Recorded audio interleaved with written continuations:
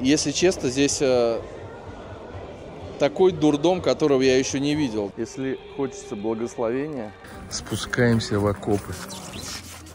Всем доброе северокорейское утро.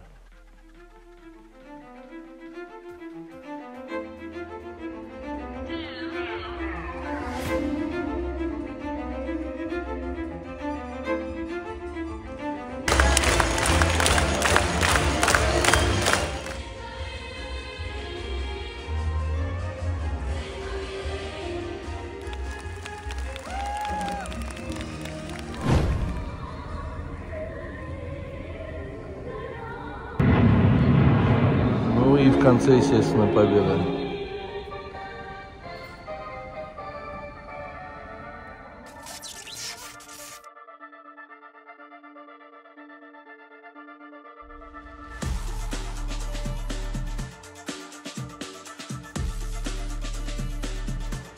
Серьезно?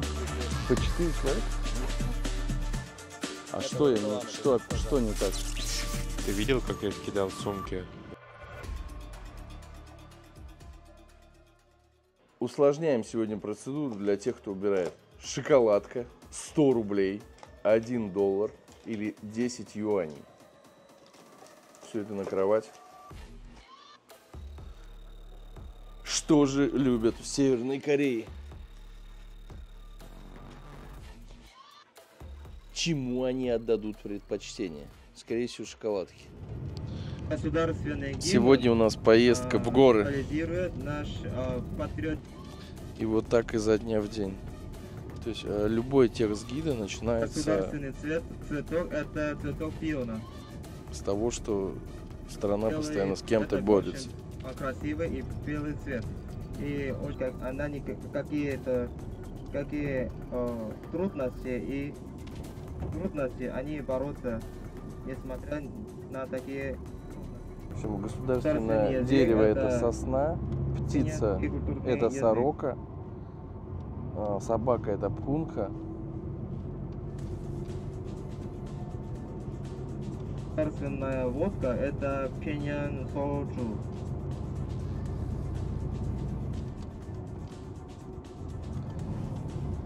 Это 5% алкогольный. По поводу водки немножко пахнет, но пить можно. Немноголюдная центральная улица. У всех цветочки в окнах. Если внимательно присмотреться, то магазины, которые идут вдоль главных дорог, витрины направлены в сторону улицы. То есть, чтобы люди видели, что полки в магазинах полны. И даже если там, например, продаются какие-то напитки, то напитки выстраиваются в один ряд во всю длину полки. Пусть даже по одной бутылке, но главное, чтобы общий фон создать. Очередная просьба на этой дороге не снимать видео. Сейчас я расскажу вам о и фото. праздниках нашей страны. Потому что здесь много военных баз и блокпостов. Это чревато реально последствиями. Отмечать из поколения в поколение. Среди всех этих особо в большом масштабе отмечается новогодний праздник. Гид, который сел сзади, внимательно всегда смотрит за нами.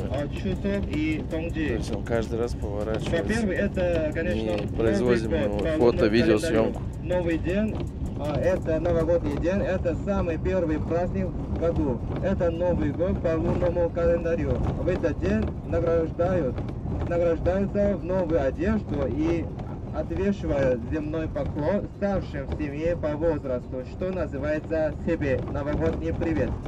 Кроме земного поклона, есть обычные и неполные поклоны. Неполный привет означает слегка поникать голову. И земной поклон дают дома, внутри помещения, а обычный и неполный на улице. В новогодний праздник приготавливают оригинальные блюда, как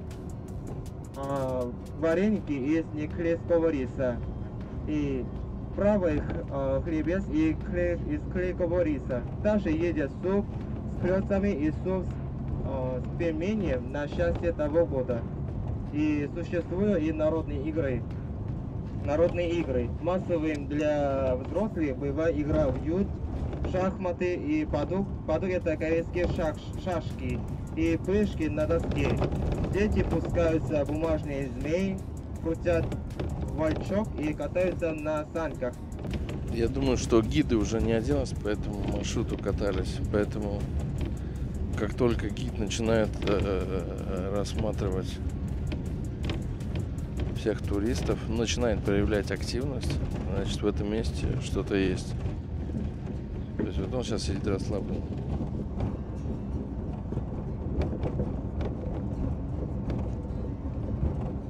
Здесь видно, что много военных идут вдоль дороги.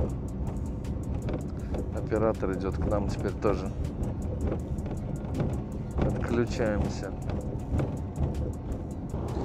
Несмотря на то, что машин нету в стране, все равно дорожное полотно убитое. Потому что ему лет 50, не меньше.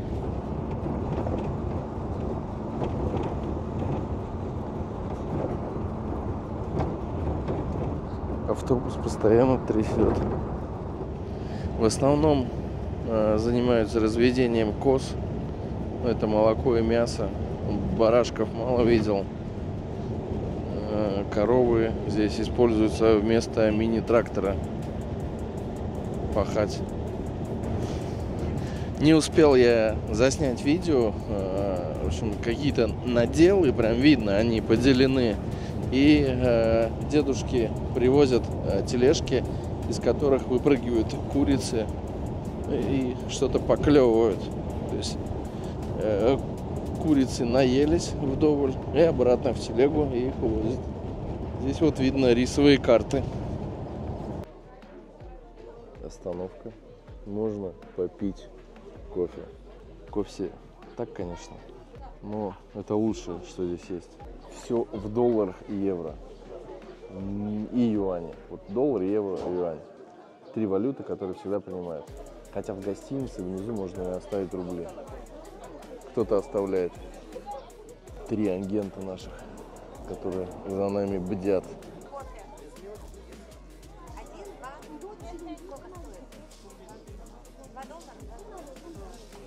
Она ему клубнику дает. Думаю, вас боится.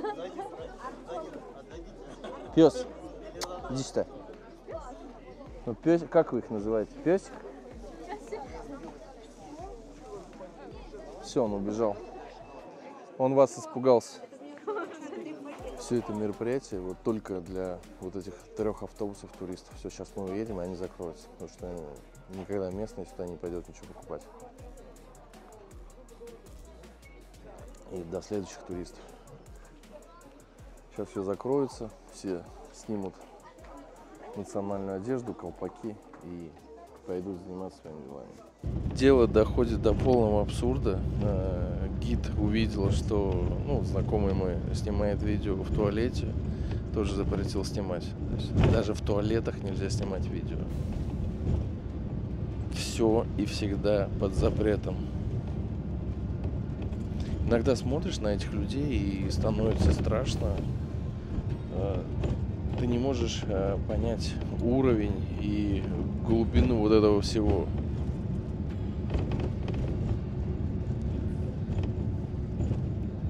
Не буду говорить чего, потому что файлы могут быть просмотрены потом, и за каждое слово придется ответить. Рисовые карты.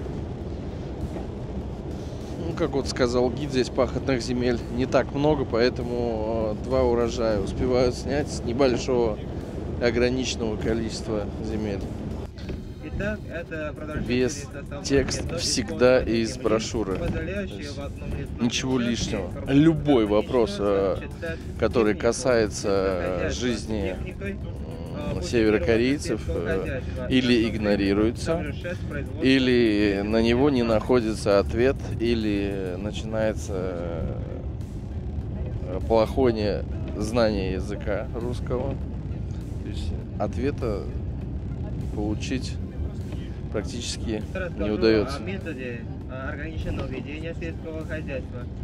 Можно узнать, конечно, сколько тебе лет, сколько раз ты ешь, но что-то более глубокое, более бытовое, все. Эти вопросы без ответа. Когда слушаешь гида, такое ощущение, что все фразы из лозунгов ЦК КПСС взяты. Это просто постоянные призывы: товарищи, собрания, братья, мы. И ключевые слова. Элементарный пример того, что все едят лапшу здесь и любят вермишель. Вот сейчас гид рассказывает, что справа от нас находится чистейшая полноводная река. Чуть ли не как слеза. На самом деле чистотой там далеко и не попахивает. И вот так вот во всем. И как назло, сейчас у меня перед гидами выпала камера маленькая.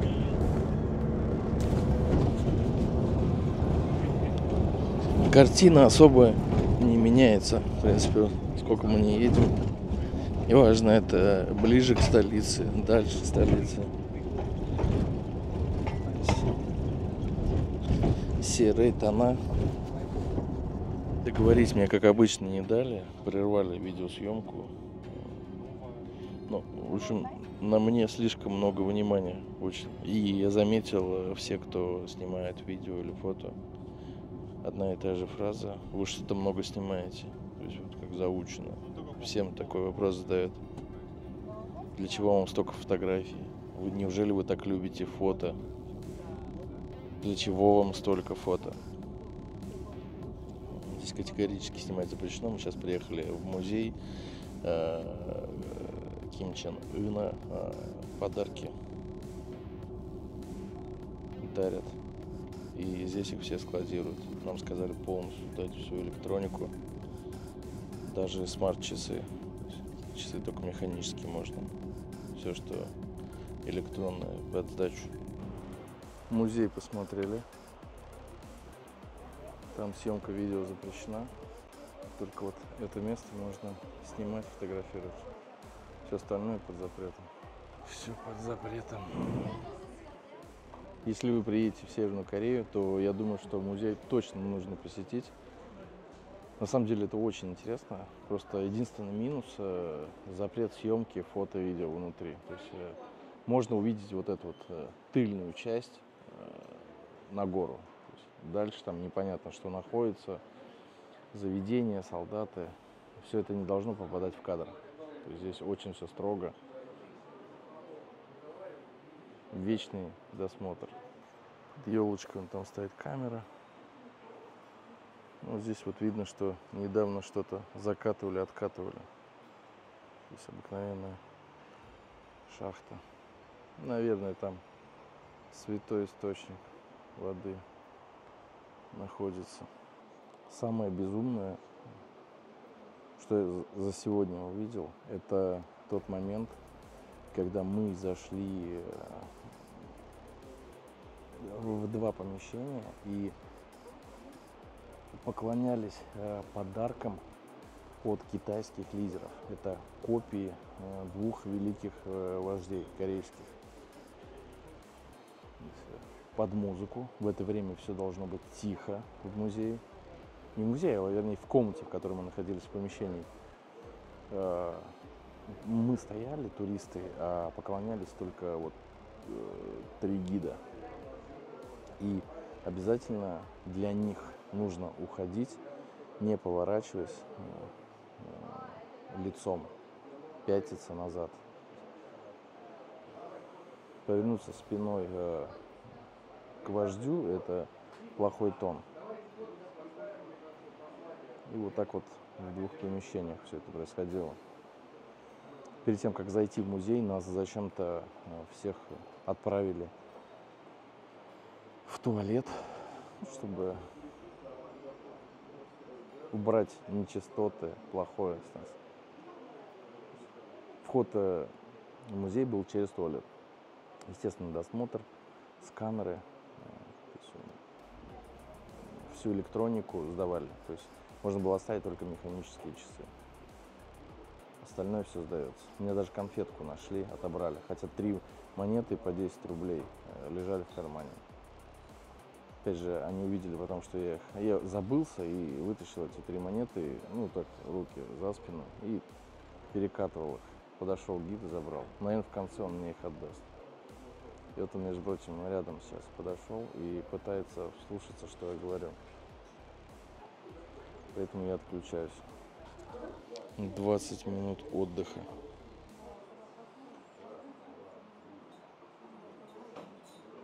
Хорошо, что я здесь не один. Я и мой коллега Ромка. Ваше здоровье. Спасибо. Не скучно мне. Хоть кто-то меня понимает.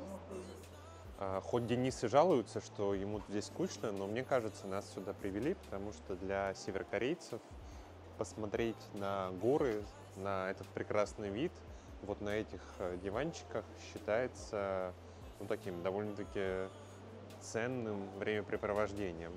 И поэтому, собственно, они решили, что мы тоже должны вот так вот сесть с чашечкой чая, выпить его и насладиться этим прекрасным видом. И сейчас нужно, 20 минут ты просто таким одним кадром снимаешь, как я сижу и просто отдыхаю. И люди на ютубе такие кайфуют. Ну, с точки зрения безопасности, я так скажу.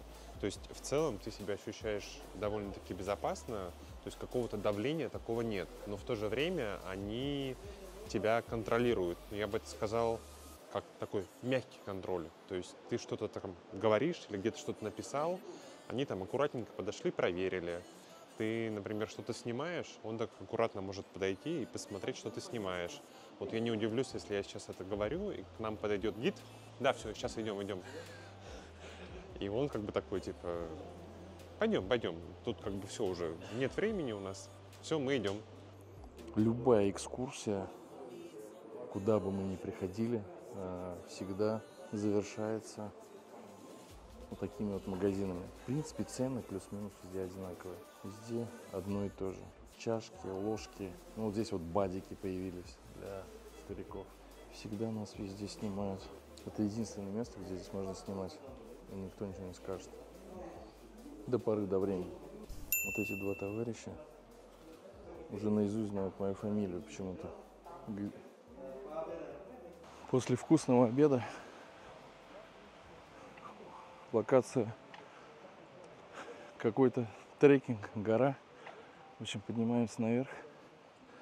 Все как обычно, но ситуация со мной немножко обостряется. Обостряется в плане, на мне сосредоточено максимальное внимание всех гидов, абсолютно всех. Они меня знают уже просто по фамилии. И от меня вообще не отходит. И уже в конце, даже в автобусе подошла женщина, не женщина, старший гид. Девушка говорит: вы можете придерживаться общих правил. Хотя каких правил непонятно, вроде бы все то же самое делаю. Просто когда отдали технику уже внутри, у меня режим микрофона всегда он моргает. То есть нету записи. И гид начал доказывать мне, что я веду запись. Запись звука. Я говорю, нету никакой записи. Он просто в режиме ожидания стоит микрофон. Нет, вы врете, говорит. Ну, как-то вот так вот. Так, дискомфортное чувство. То есть, если ехать сюда просто туристам, вообще по барабану. Блогерам сюда очень тяжело ехать. Постоянный контроль. постоянный.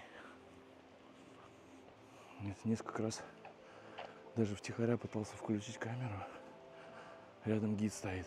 Когда вот иду один, вот так сам себя записываю, русскоговорящий гид подходит и пытается послушать, что я говорю.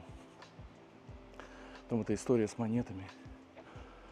Когда у меня забрали монеты, как забрали? То есть на входе в музей монеты остались у меня, а конфеты у меня забрали. Потом я вытащил эти монеты, ну, играл в руке просто, перебирал. Увидел гид и попросил у меня их. Прошел час, я уже думал, все, историю с монетами забыть, но остались. Нет, они мне вернули конфетку, леденец, который у меня забрали. Тоже, то есть они помнят все детали от и до. Здесь расслабляться точно нельзя. Ну, школа работает. На самом деле я сейчас смеюсь, но мне что-то не так приятно. На душе как-то неловко я себя чувствую. То есть мне даже было спокойней с талибами в Афгане, чем здесь. Чувство меня никогда не подводит. И вот этот вот дядька типа просто так сейчас едет. Ему вот сейчас нужно им наехать. Вот такая вот здесь природа. Здесь прям можно картины писать. Красиво очень, очень красиво. Повторюсь.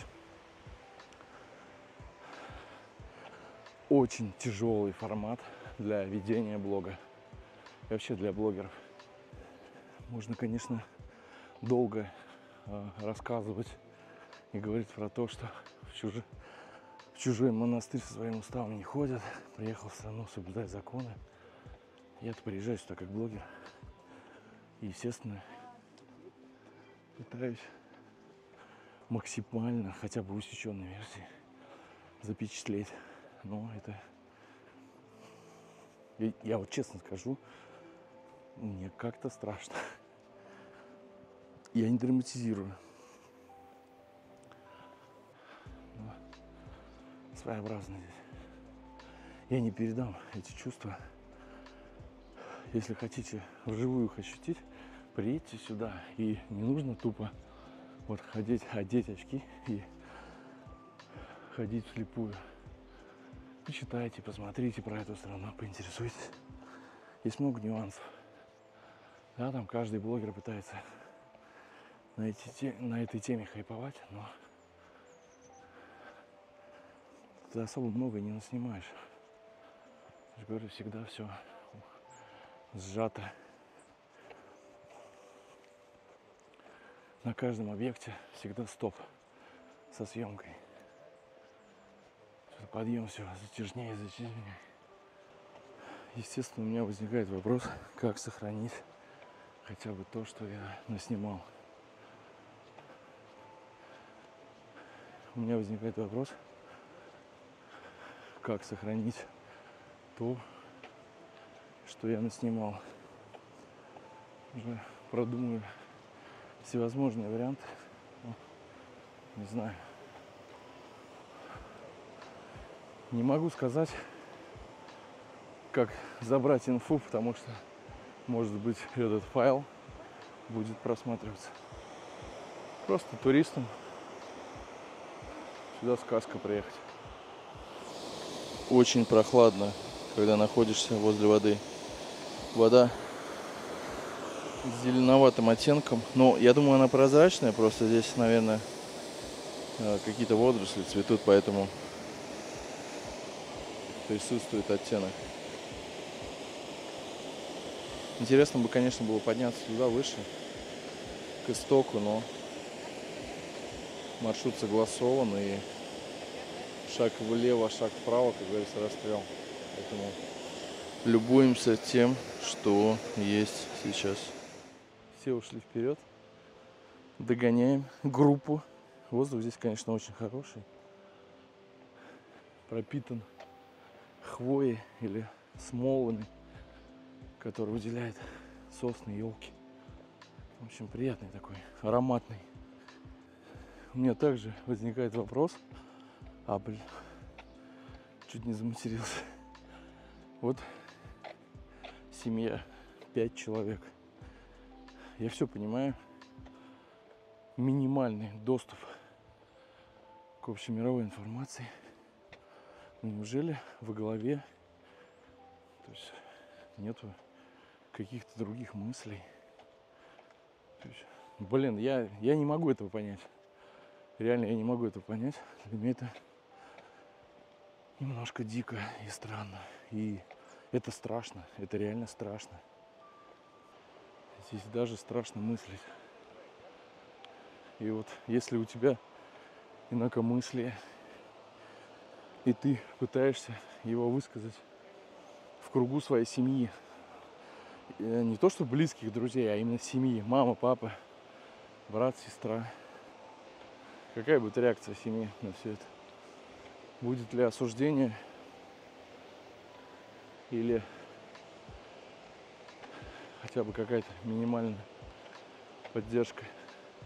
Просто шквал эмоций вы здесь получите.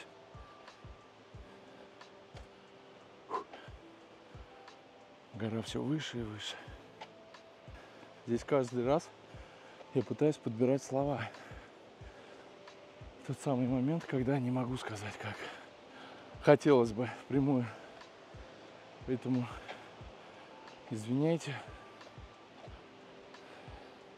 домысливайте. Я просто не знаю перед вылетом, куда попадет моя флешка. Это все. Не в те руки, чревато последствиями, в первую очередь для меня.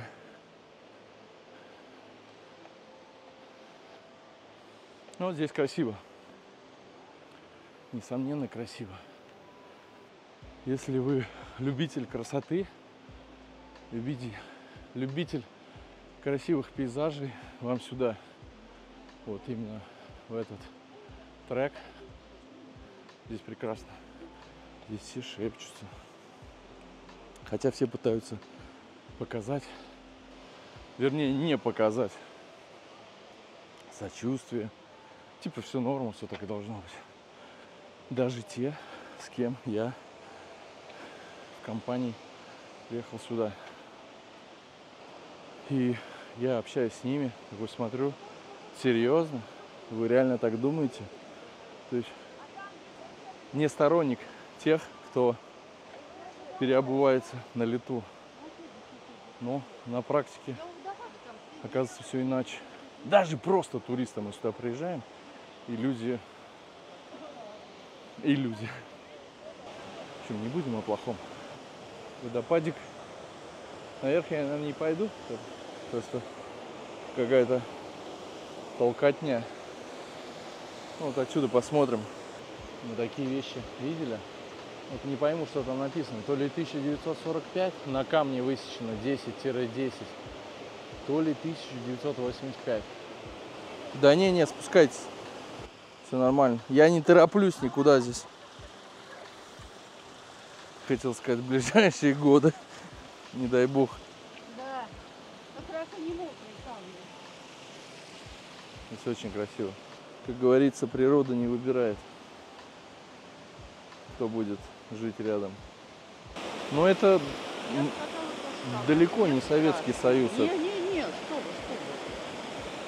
Слушайте, я не знаю, может, совсем диссидентов кого-то гоняли, но я говорю, у нас типовали ребята в институте, никому ничего не было. Мне кажется, здесь просто, знаете, кто-то открыл книгу, читает ее просто, а кто-то немножко среди строк смотрит. Возможно, те, которые раньше были, я 58-го года, я не знаю, что там было во времена Сталина, возможно, боялись что-то говорить. Но в нашем прибрежнике все болтали.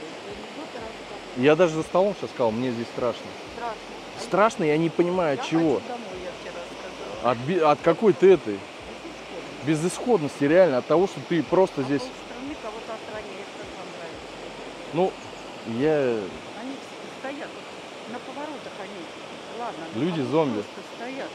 Вот эти девочки, вы заметили, что они не шелохнулись ни разу? Они люди, зомби. Они роботы, они, я не знаю, как будто с чипами стоят. Очень Ну, жалко. это вот манекены. А жизнь одна, понимаете, у всех. Идешь и забываешься о природе, о чем ты думаешь интересном. И оп, резко просыпаешься и понимаешь, что в считанные секунды может измениться абсолютно все. Сейчас встретил тетушку, единомышленницу. Я думал, я один такой, может быть, для меня это какой-то неформат, а нет, оказывается, я не один. И даже она говорит, вот все сравнивают, молодежь, что это типа Советский Союз. Нет, это далеко не Советский Союз. Ну, рядом не стоял даже. Буддийский храм. Очередная остановка. Очень древний считается. Бодхисаттва 문수 и это Бодхисаттва Пошон. 1644년에 청남으로 정하고 있습니다. Это сделано в 1644 году из Дерево. Все это деревянное видно.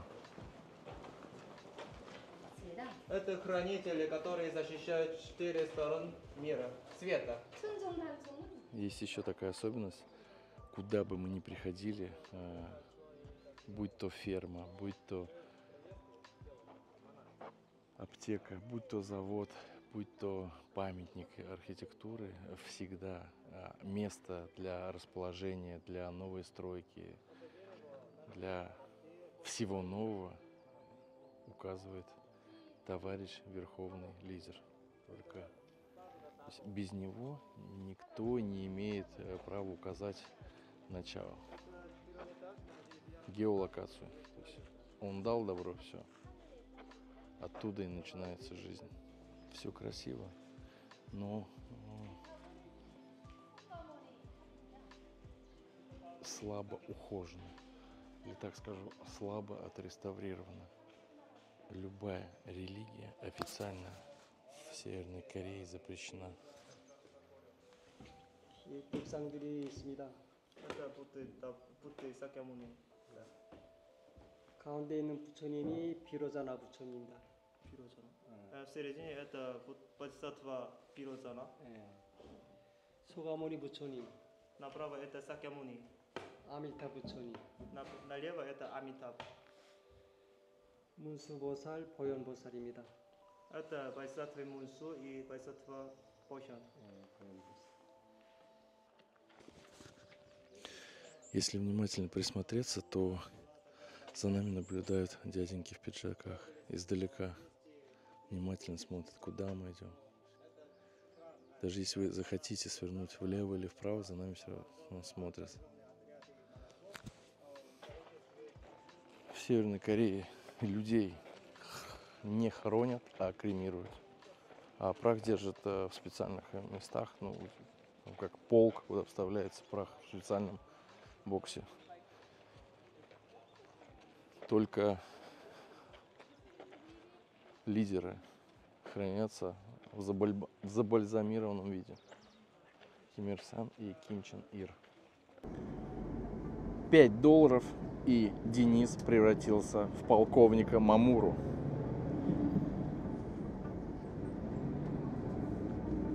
Все говорят, что она мне очень хорошо сидит.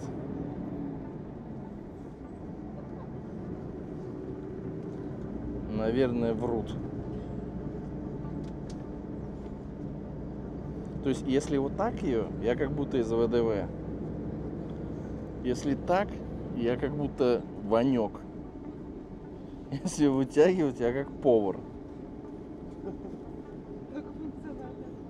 Да. В общем, буду на балкон выходить в Москве и общаться с соседями. Нас решили побаловать, поэтому на вечер сегодня пивной бар. Все туристы, которые ходили туда, нахваливают. Говорят, это лучшее место, где вкусно кормят в Пхеньяне. И мы на месте. Ну и что мы здесь видим? Lexus, Toyota, Камрюха последняя. Этот прекрасный бар. Самое интересное, это было вот сейчас здесь, на подъезде к городу.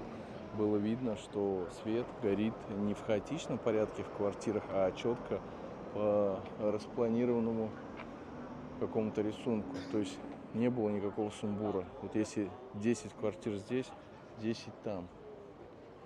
Ну, в начале. В кадре я вставлю, как это выглядело.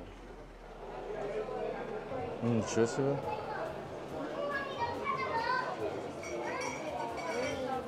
Здесь даже крик есть. Я в шоке сам.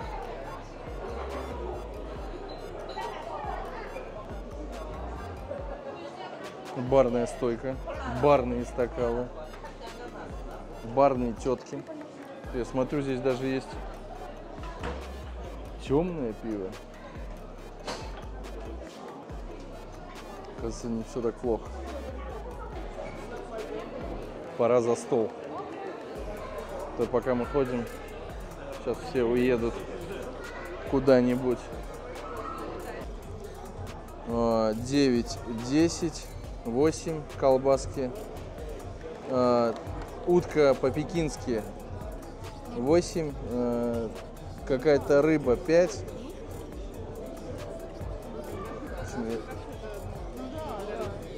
Так, ну я здесь не пойму, просто есть цены или что это? 15, 2,5. Ну, в общем, понятно. Так, где пиво? Здесь вот все в баксах. Ну, не знаю, как это сказать. Не включено, все сами оплачиваете. Местное пиво стоит 3-4, там, в общем, от единички до там, семерки. Ну, и тот же Гиннес стоит здесь на 40 центов дороже, чем местное. Причем я попросил бокал, говорю, дайте мне бокал налить в стакан. Нет, говорит, это пиво типа не наше, поэтому пей его, будь добр, вот с банки. Если честно, здесь такой дурдом, которого я еще не видел. То есть здесь непонятно, кто что заказывает, кто куда садится. Вот просто абсурд продолжается. Сразу за нашим столом 2 стола счастливых корейцев, ну, скорее всего, которые приехали на крузаке и на Лексусе. Это единственные, кто радуется жизни. И опять я сейчас стою, у меня микрофон моргает, подходит гид и говорит: у тебя запись идет? Я говорю: да, в чем проблема? То есть место публично, здесь не запрещена съемка. Но ему почему-то кажется, что я снимаю что-то не то.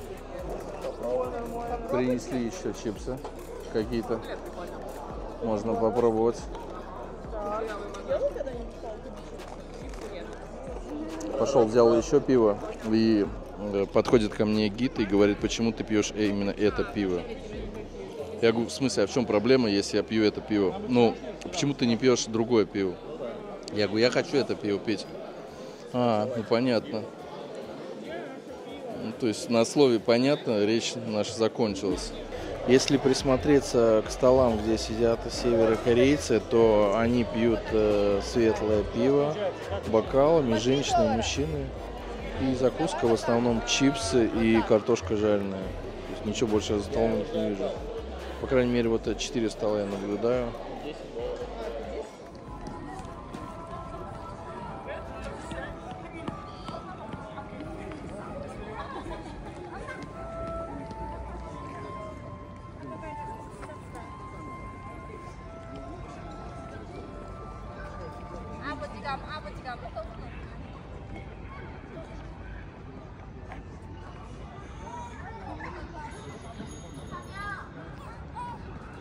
Шутки шутками, но пока мы ехали вот всю дорогу, я не увидел ни одного мотоблока. То есть все поля пашутся только на коровах. Я не увидел ни одной лошади. К корове цепляется плуг, вот какой-то там деревянный, примитивный. Один гонит, другой держит плуг. Или один раз даже увидел 2 мужчины. Один тащит плуг на себе, второй его вдавливает в землю. То есть вот она, вся обработка земли.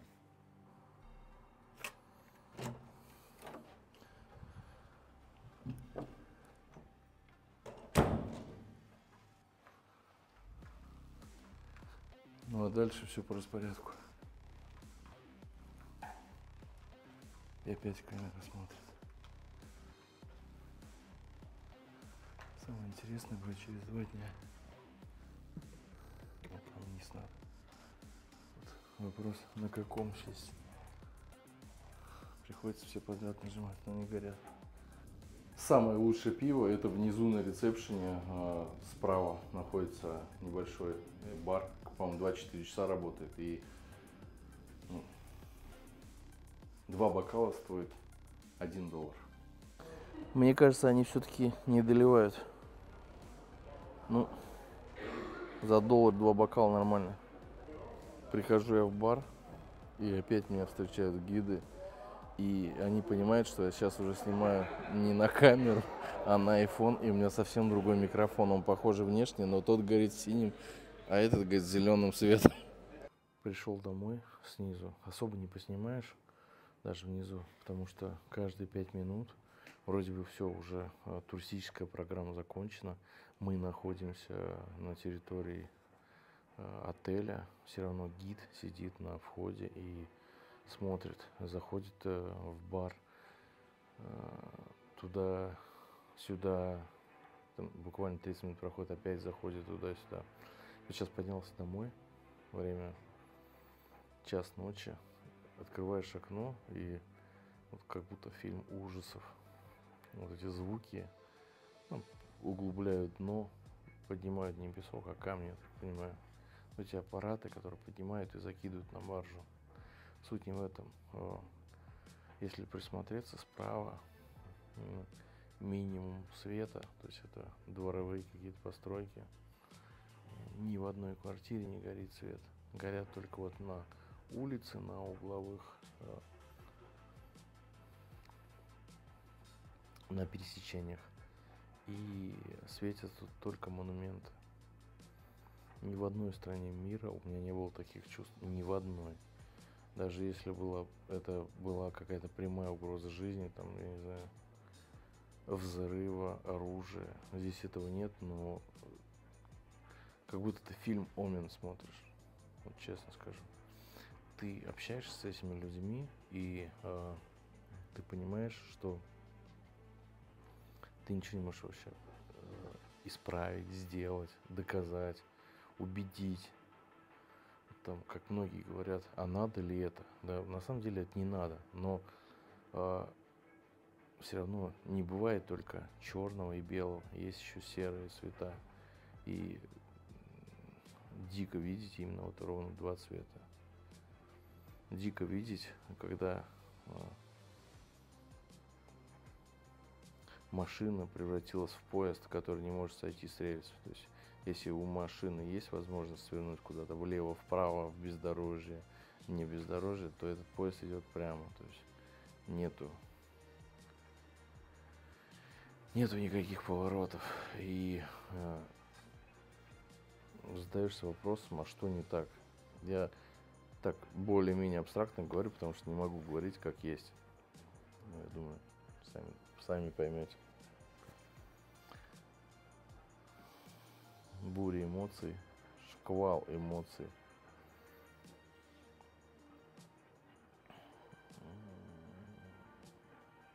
У меня нет слов, реально у меня нет слов. Это очень страшно. Страшно не за себя, я не знаю, чего страшно, но какой-то непонятный страх присутствует. Сейчас ситуация такая получилась, у нас здесь 43 этажа, и, я не знаю, может 3-4 этажа только, где живут туристы. А вот они вот светятся наверху, самые последние этажи. Даже не нижние, специально туристов заселили на верхние этажи, чтобы мы даже с балкона не могли там, я не знаю, перекрикиваться с местными. Мало того, что мы живем на острове, то есть есть один выход, который постоянно контролируется.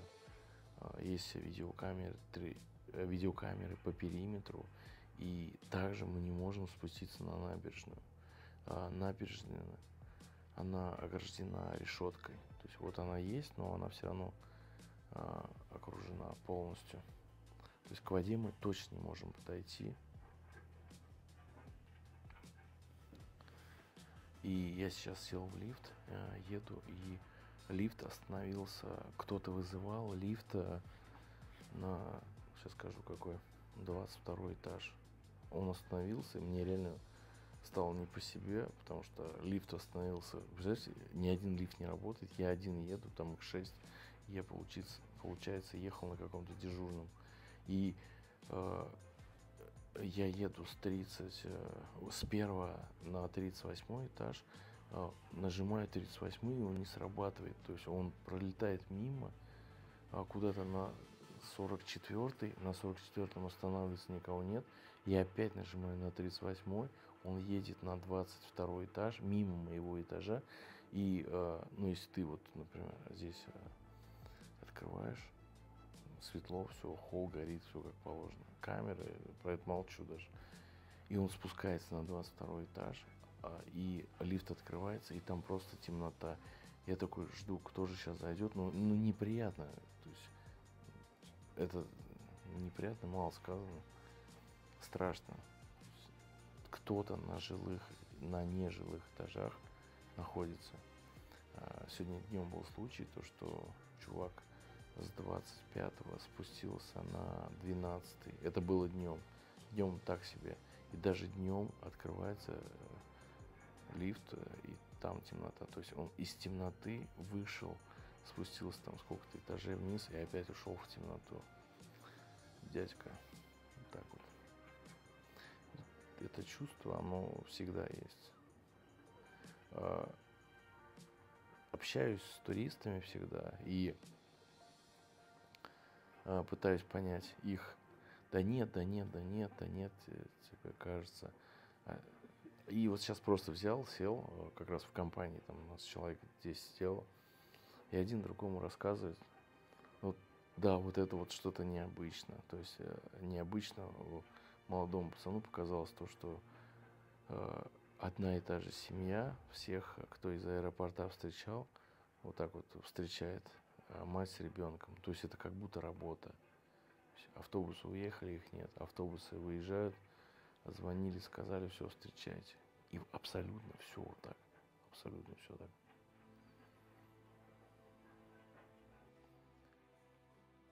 Сейчас ситуация получилась не очень приятная для меня. В общем, у нас в гостинице 43 этажа. И получается, время час ночи, я уезжаю с бара наверх, и подъезжает дежурный лифт. Получается, лифт проскакивает мимо моего этажа на 44-й. Лифт открывается, там никого нет. Я нажимаю 38, я понимаю, что он сейчас мимо проскакивает. И он, ну, то есть вырубает, не хочет светиться мой этаж. И начинает опускаться вниз. Я опять нажимаю 38 этаж. Он проезжает мимо, останавливается на 22-м. А туристы живут примерно на, я не знаю, 3-4 этажа на самом верху. То есть, почему селят на самом верху? Может быть, чтобы с нижних этажей мы не смогли через окна там говорить с местными. Хотя мы живем на острове, сюда никто не может вообще подойти. Мало того, что на острове, то есть есть один въезд сюда, полуостров, назовем так. Не остров, а полуостров. И ты даже не можешь спуститься на набережную. Набережная вся огорожена решеткой. То есть можно спуститься ниже, потом идет решетка вся по периметру. И дальше уже вода. Ни при каком условии ты не подойдешь к воде. То есть должны быть какие-то ключи.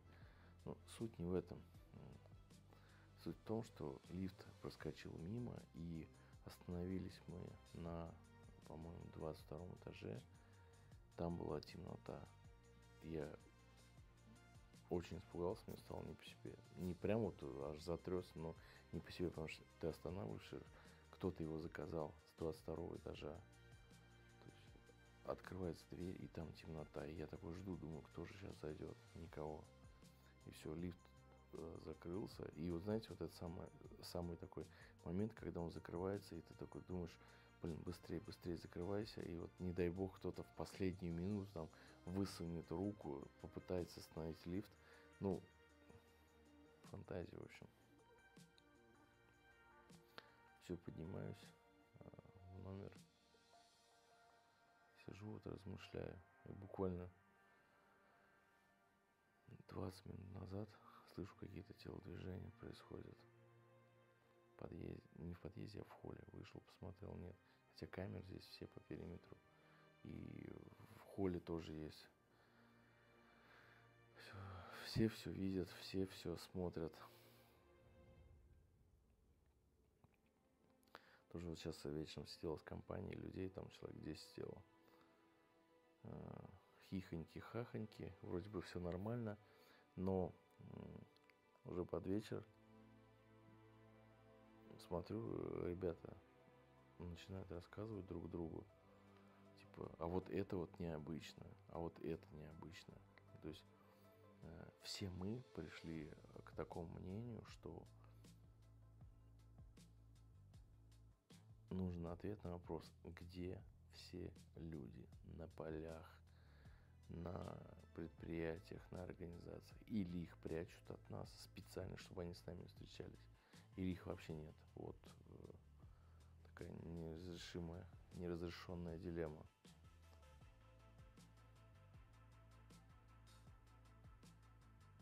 Вот пацан рассказывал то, что один рассказал, когда выезжали с аэропорта, стояла мама с дочкой, не с дочкой, а с ребенком, махала. Выезжал второй автобус, третий, она стояла, всем махала, хотя они выезжали там с каким-то интервалом. И эта мама с дочкой очень часто встречается даже в других турах. То есть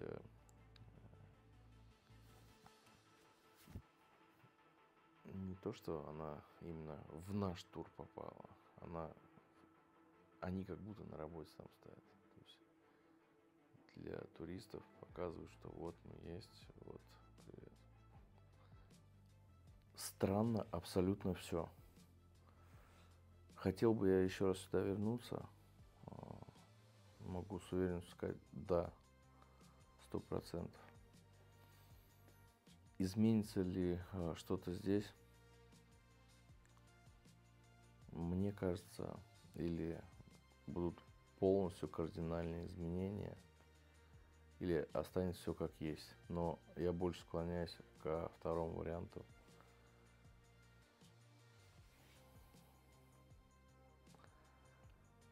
Поэтому время все покажет.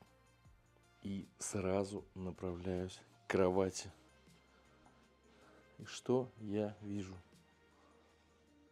Все забрали. И доллар, и рубли, и юани, и шоколадку. Молодцы. Так лучше. А то говорили. Завтра значок положу. Всем доброе северокорейское утро. Предпоследний день нахождения. Так вот все это выглядит уже из автобуса. Но я, как обычно, сижу позади, чтобы пытаться снять видео. Привезли нас на фонтаны. Обязательная часть экскурсионная. Фонтаны красивые, но сегодня погода не самая лучшая. Буквально 5 минут здесь. И двигаемся дальше. Девушки отошли туда, и сразу гид сначала подорвался, но понял, что пусть пока пофотографируется. Если хочется благословения, то лучше купить букет с собой. Без вариантов. В общем, загладить вину товарищу Ким Чен Иру и Ким Ир Сену. Музей Победы. Внутри фото-видео запрещено. До входа тоже было фото-видео запрещено, так как там стояли военные, пионеры и 1000 сотрудников КГБ.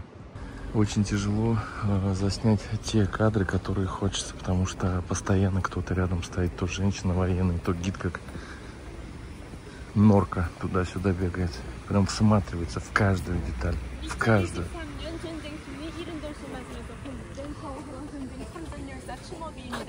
Вокруг 70-летия со дня победы в Отечественной войне был воздвигнут этот постамент. Сейчас там один парень спалился тоже с съемкой, и все внимание акцентировано сейчас на него. Ну, то есть я вижу, гиды за ним бегают сейчас. Тоже в автобусе заснял момент, когда мы приехали к музею, там стояли солдаты, и заставили удалить все кадры. Солдаты с цветами. Хочется направить камеру в сторону входа, но там стоят люди. Спускаемся в окопы.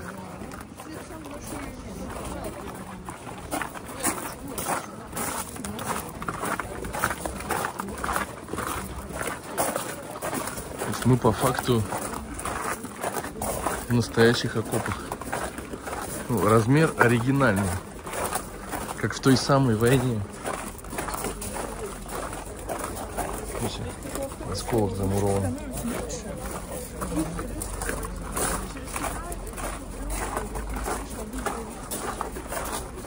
Вон солдаты стоят. Смогут подойти, попросить удалить этот кадр. Солдаты вообще не должны попадать в кадр. Так, нам нужно послушать историю, кто кого победил. В конце они переживали такое большое поражение. Здесь выставлены 51 орудий,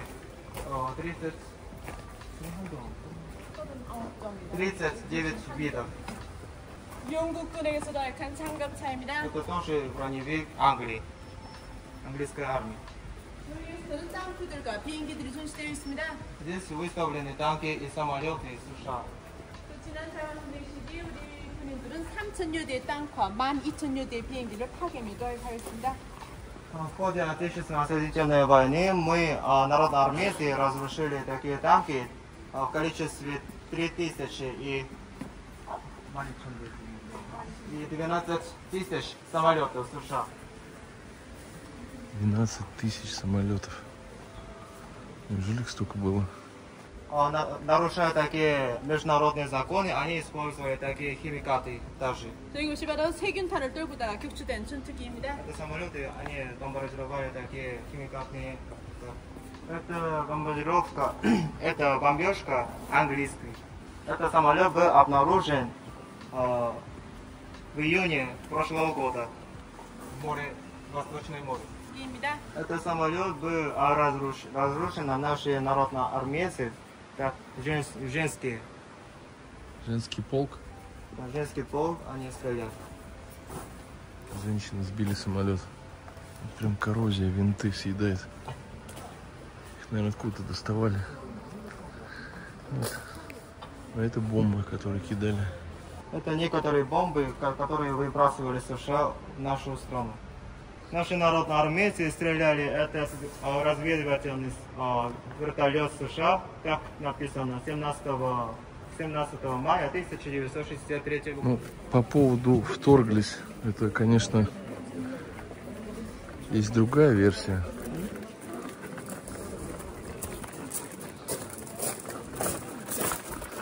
Ну, как говорится, каждый пишет свою историю сам. Вот те самые военные, которые стояли на входе. Ну, вот теперь они в кадр попадают без проблем. Это английские буквы G и R. Это показывает, что это корабль является гражданским кораблем. Съемка разрешена. А вот картины нельзя снимать. USA.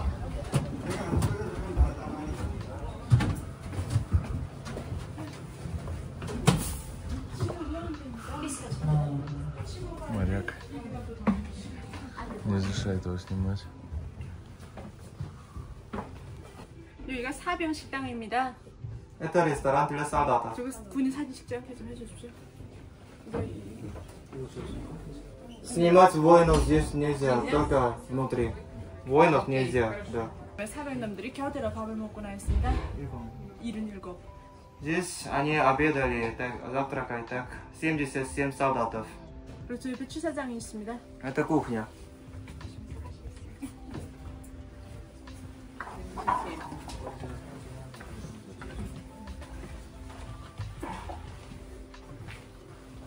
여기가 장교 식당입니다. Это ресторан для командиров. 저기는 요선놈의 장교놈들이 따로 밥을 먹었습니다. Здесь обедают 6 командиров. 또 장교놈들의 사진과 그놈들의 자백서가 전시되어 있습니다. Это фотографии их и извинительное письмо. Это оригинальные? Еще раз скажите, никто не услышал ничего. У нас же тут мало людей, там все остальные там. Еще раз скажите, что вы сказали. Это ресторан для командиров.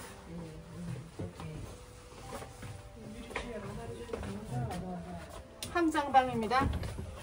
Это комната для начальника этого корабля. 또 함장놈의 사진과 그놈의 자백서가 Капитана, для 전시되어 있습니다. капитана. 무기가입니다. Это комната для оружия. 여기 보관되어 있던 무기들의 일부를 보여준 사진입니다. Это фотографии показывают такие некоторые орудия, которые хранились в этом корабле. 또 납포 당시 우리가 쏜 포탄 네발이 여기 무기가 곁을 뚫고 들어왔습니다. Когда мы поймали этот корабль, такие наши орудия пробили этот корабль. Так, вот так. 또 그때 네. 무기를 가져왔던 네 놈 중 한 놈은 죽사하고 세 놈은 중상을 입었습니다. Один был тяжело ранен, и четыре умер, а и один был серьезно так получил травму. Вот этот вот дядька сидит. Вот этот дядька сидит там на входе. Это место, которое они наследовали и коллектировали такие информации. 여기에는 미 중앙정보국에서 전문 훈련을 받은 24놈이 밤낮으로 결의 근무를 쓰면서 우리 비밀을 탐지 도청하였습니다. Здесь работают 24 солдаты, такие специальные солдаты, которые работали с информацией CIA США. 그리고 탐지 도청한 자료들은 저기 변신실에서 자동적으로 변신되어 번국으로 송신되곤 하였습니다. Все информации послали в США на этом комнате для радистов.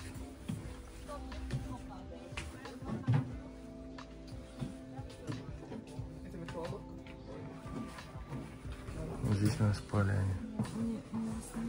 Койко-место. Те самые американцы. Что же читали американские солдаты? Книги. Развивались они.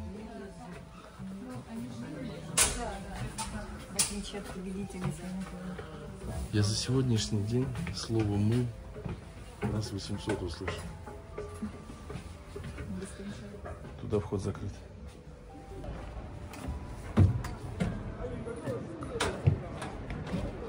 Все, экскурсия завершена. По той части, которую можно посмотреть. Сейчас мы направляемся вот в то здание, и там уже запрещено снимать. Не знаю почему, но запрещено. Абсурд. Но, увы. Почему-то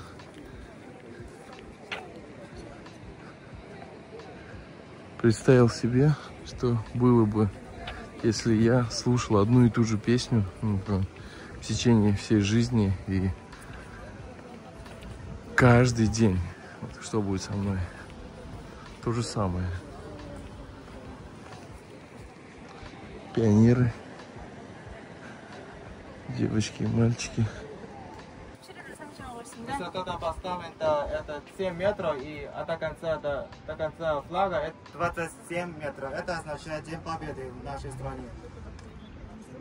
그리고 저쪽에 보는 흰 건물은 1974년에 건설된 우리 옛날 기념관입니다. Вот это здание, это бывшее здание этого музея в 1974 году. 그리고 우리 새 기념관은 2013년에 전쟁 승리 예순절을 맞으면서 새로 건설되었습니다. В 2014 году этот музей был реконструирован в полном масштабе при жизни.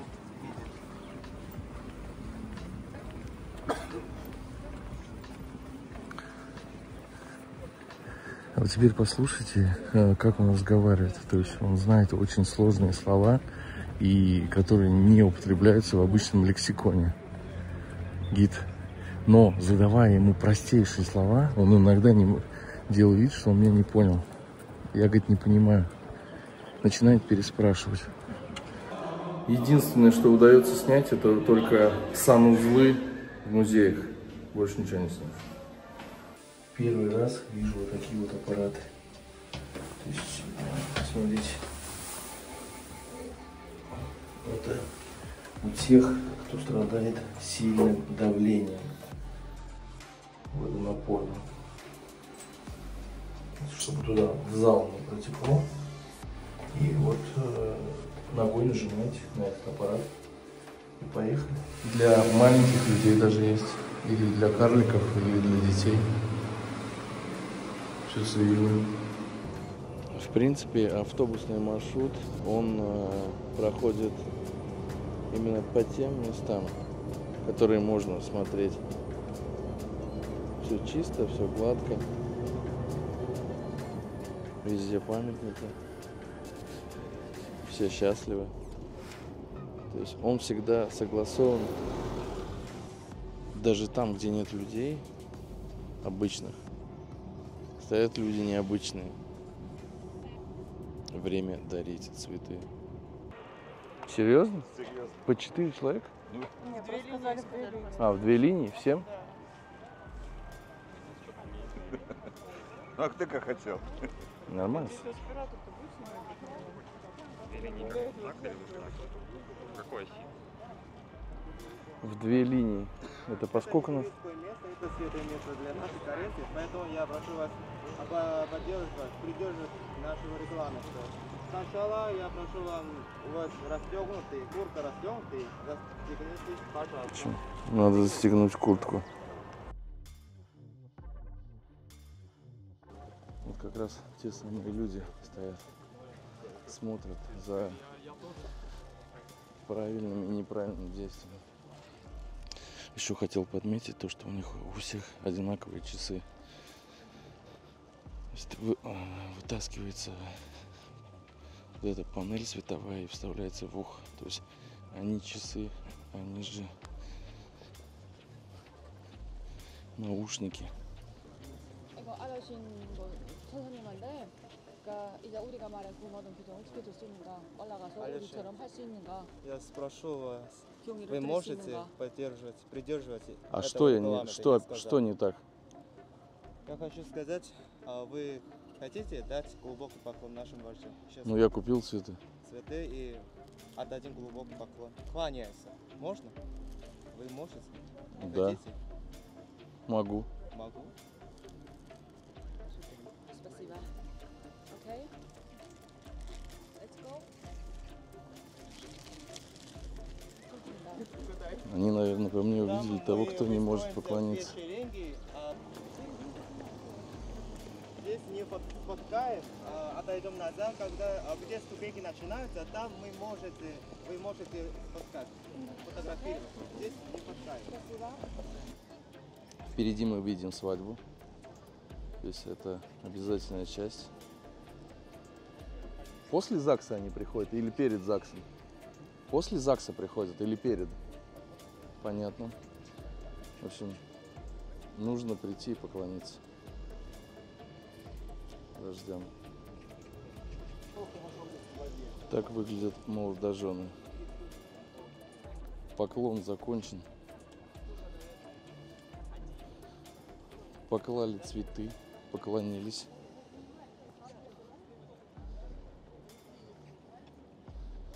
Очень тщательно наши гиды смотрят, как мы делаем фотографии. То есть нельзя стоять в очках, нельзя стоять с расстегнутыми пуговицами, нельзя кривляться, нельзя делать какие-то прыжки, нельзя перекрывать фотографию Кима. Я даже на камеру сейчас снимал, получается, на большую, на зеркалку. И я веду потихоньку и навожу на объект. Так нельзя, он берет прям в камеру, наводит целиком, вот снимай. То есть я хотел вот так целиком, я просто медленную подводку делал. Нет, вот. Нужно вот так вот. по стойке смирно, как в кремлевских войсках. Смотрите, стоит человек-робот. И косится одновременно. И вот мы сейчас идем, группа, по периметру идут люди. И внимательно, прям параллельно нам. Я не могу навести туда камеру. Идут и смотрят на нас. За нами всегда смотрят. Вниманием в Северной Корее вы будете не обделены. Спецслужбисты, КГБисты. Тут все прям пестрит этими людьми. Я понимаю, в принципе, на Красной площади тоже такой же формат. Но здесь они себя ведут как агенты 007 все. И каждый раз, когда наш автобус подъезжает, видно, как эти люди начинают совершать какие-то звонки. Только что проехал Toyota Crown с черными номерами. Вообще я заметил, Toyota здесь любимая марка авто. Надежность и качество на первом месте. Мне кажется, если бы сказали вынести весь товар из магазина и сделайте выкладку перед стеклом, они бы это сделали. То есть прям явно видно, что товар на показ. То есть там, где много товара, там нет никаких штор, жалюзи. То есть окна прям прозрачные. Все должны видеть товарное изобилие. Поход в музей метро был просто великолепным. Сразу же на входе, меня опять слушают, сразу же на входе подошла старшая, гид, а у меня микрофон в режиме ожидания синий моргает. Я говорю, он выключен. Он начинает работать, когда включается камера. То есть подошел гид и прям в наглую нажал на микрофон, но опять же нажал не на ту кнопку. Я говорю, хорошо, окей, все, я убираю. Подошла старшая гид. Дальше что происходит? Я ставлю камеру DJI Osmo на зарядку, ну, дополнительную батарею, чтобы время не терять. И все отключаем и начинаем гулять. Все складываю, iPhone, микрофон, второй микрофон складываю в камеру, в карман в камеру. Гид не вовремя начинает разговаривать. И налево это стадион 1 мая. Это самый большой стадион в мире. В общем, нас начинают водить по комнатам музея, а некоторые комнаты, где стоят экспонаты, прям в рост человека, где все темно. И в это время у меня в кармане 150. Это, напоминаю, парашют. Что-то запиликало, включилось. Я засовываю туда руку. А до этого, так как я воткнул аккумулятор, я чувствую, надо аккумулятор отсоединить. Пытаюсь вытащить камеру, чтобы отсоединить. В это время в помещении выключен свет. Камера начинает гореть. Налево это стадион, а направо это аттракционный район на острове. Дальше. А вот направо это здание, это дельфинарий. Так. Происходит следующая ситуация. Я чувствую, пошла запись на телефоне. Слышно пиликанье. Впереди это водопарк Мунсу. Вспоминаю такие пирамиды, это водопарк. Залазю, отключаю. И вот из комнаты в комнату мы заходим. И были места, где нужно было сесть тихо и слушать. И я чувствую, не дай бог, сейчас что-то запиликает или включится. будет очень весело, и ты реально не докажешь, что это, ну, я ничего не записываю, а вот нечаянно получилось так. Они как роботы.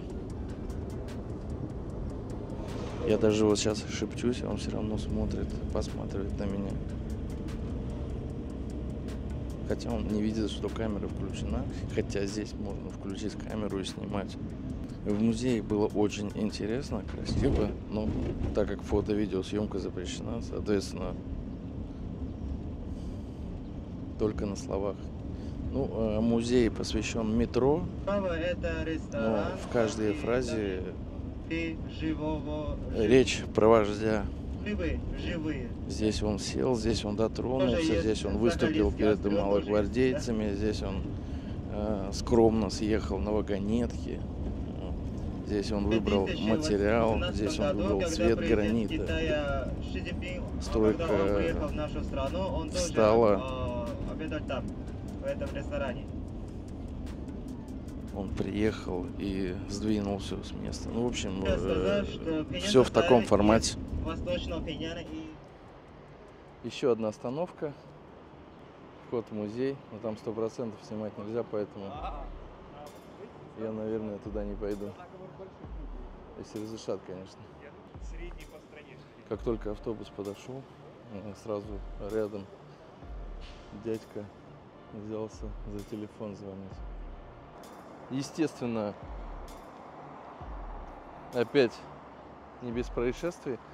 Перед входом в картинную галерею просто взял, отдал камеры. Две уже гидом, они их носили. Одну так и носят до сих пор. Ну, картинная галерея такая однотонная. Самое интересное, наверное, это вот последняя картина с Ким Ир Сеном, Ким Чен Ыном. Ну, все то же самое, все повторяется, все.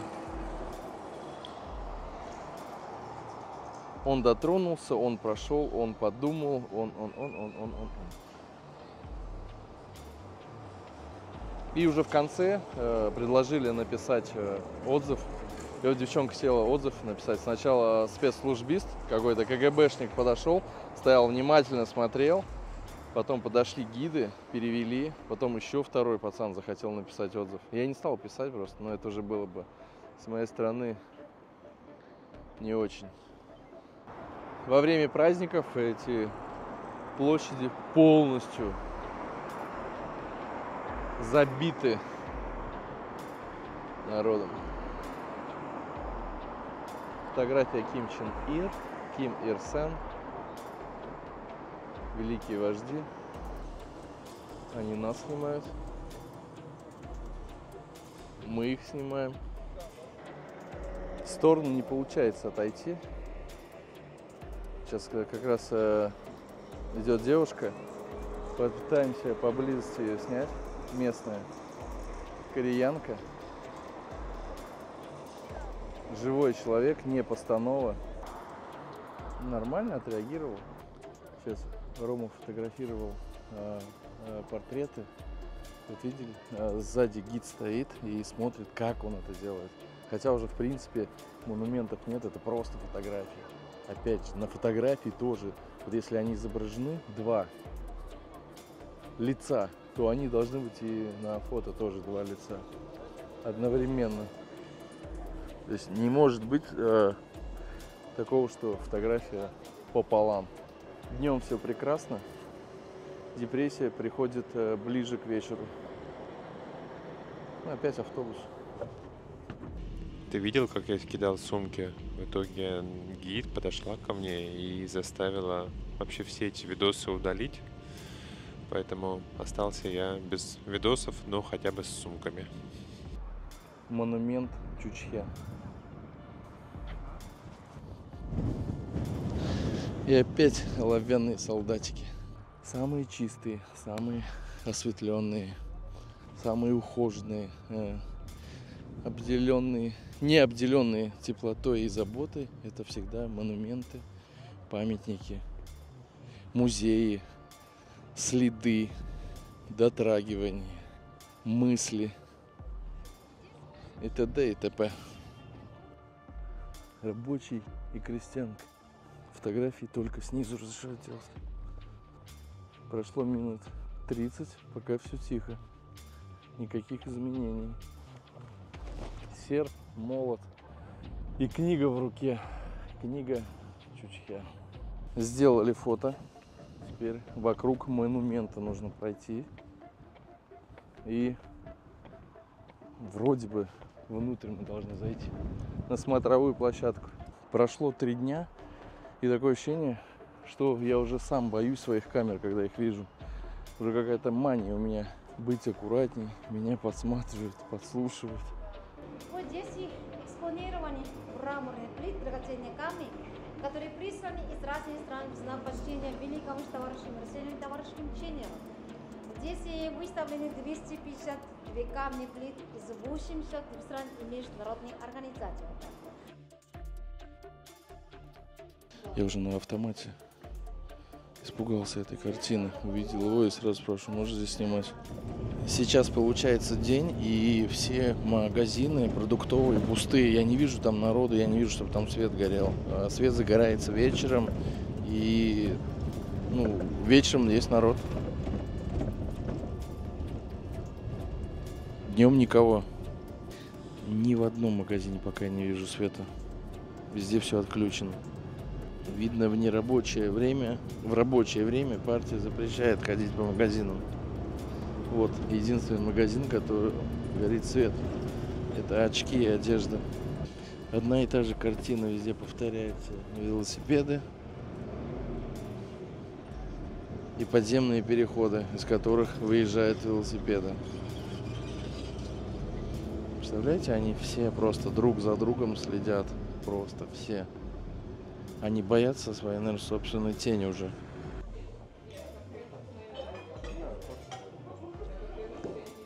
Все едят и радуются жизни. Суп. Вот так вот выглядит. Ужин, обед, завтрак. Нет, на завтрак, я обманываю, нет пива. Вот, обед и ужин всегда есть пиво. Прикольно, что у них нет типа общих на тарелку вилки для раздачи. Суп какой-то, куриный бульон. Мне даже не принесли суп. И водоросли или капуста, непонятно. Но что-то то, что хрустит на зубах. Отварная курица. Отварной чеснок.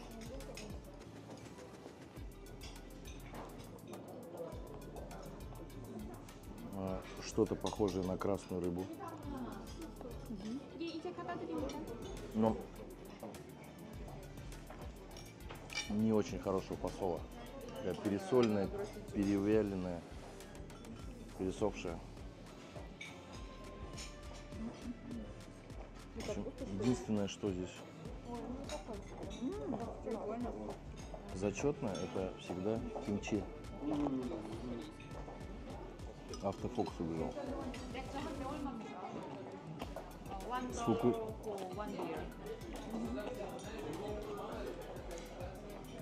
Здесь вы хотите пиво дополнительно за $1. Спасибо.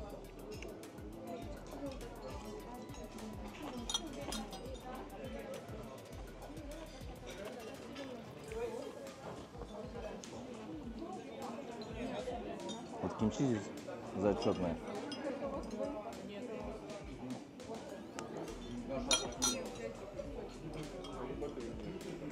Еда так себе. Съедобно есть можно.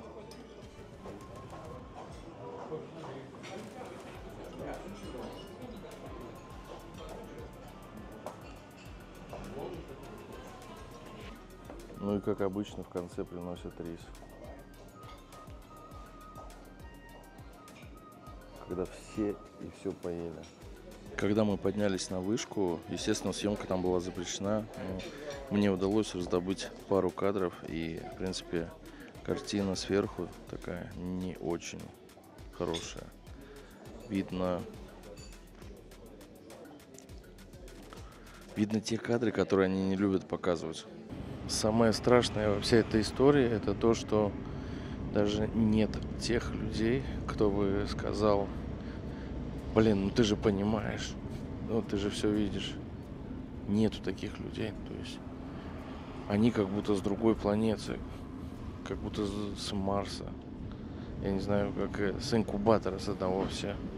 То есть нету свободы мысли. Вообще никакой. Нельзя мыслить иначе. Это вбито в голову так, что недоумеваешь порой. Вот когда ты смотришь чужие видео, ролики, это одно. Когда ты вот здесь сам побываешь и все увидишь, это уже другое. Живой пример, как не должно быть. Сейчас проехали магазин, огромные витринные окна, и витрины все расположены ближе к окну. Там бананы, арбузы, все лежит, все. Но там никого нет. И сидит одна женщина. Полки благоухают. Изобилие фруктов и овощей. И сегодня, когда мы поднялись на Чучхе монумент, я спрашиваю у гида, сюда поднимаются обычные люди? Да, конечно. Там видно, что кроме туристов туда никто не поднимается. Слишком все чисто.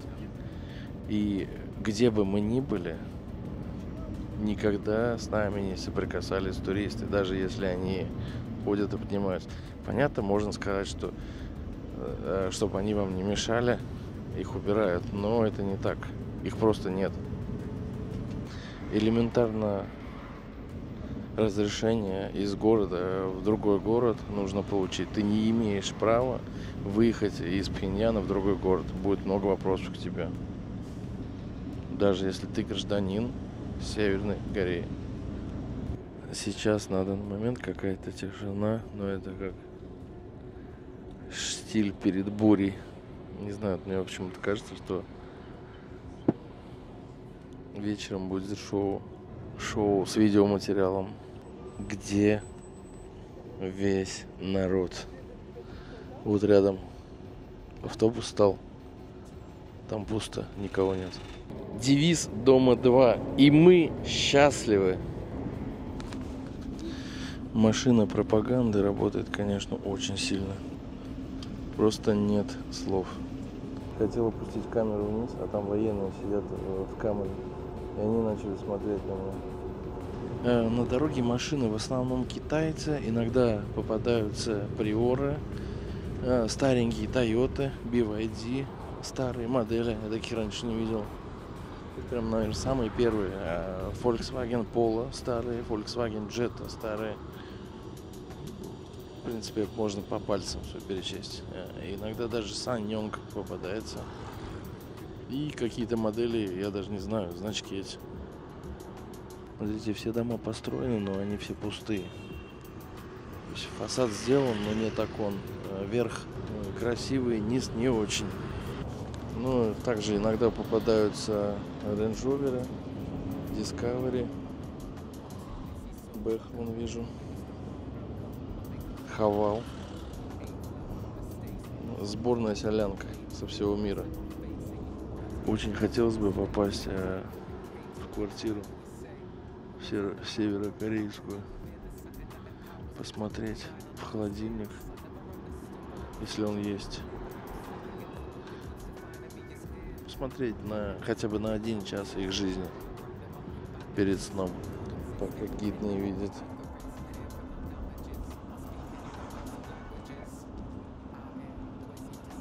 Вот дом, который вы сейчас видите, для них это самая страшная картина, если увидел турист. За все дни пребывания ни одной не увидел аварии.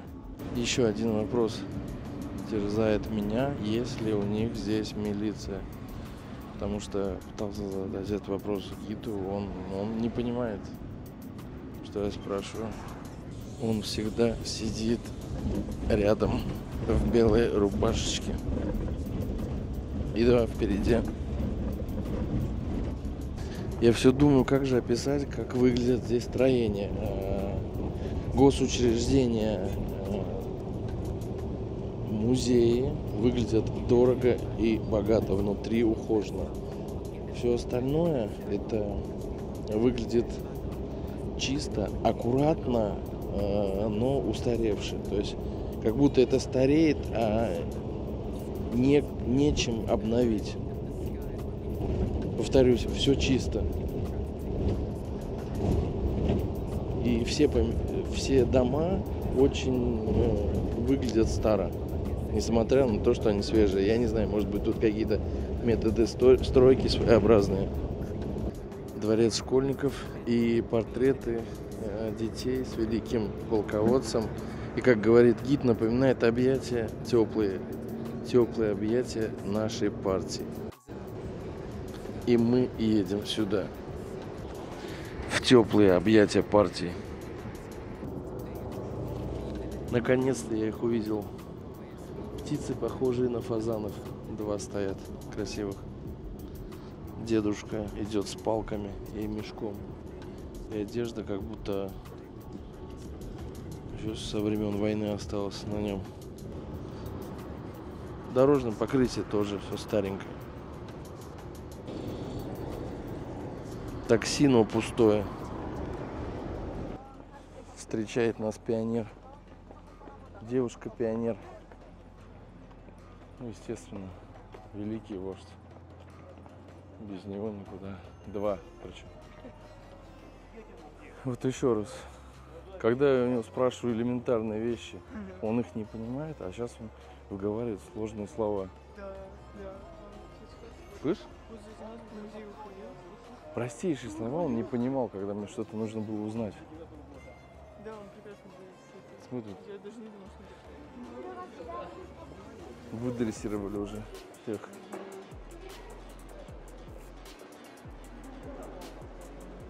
Вот опять, смотрите, помпезно, красиво, масштабно, чисто.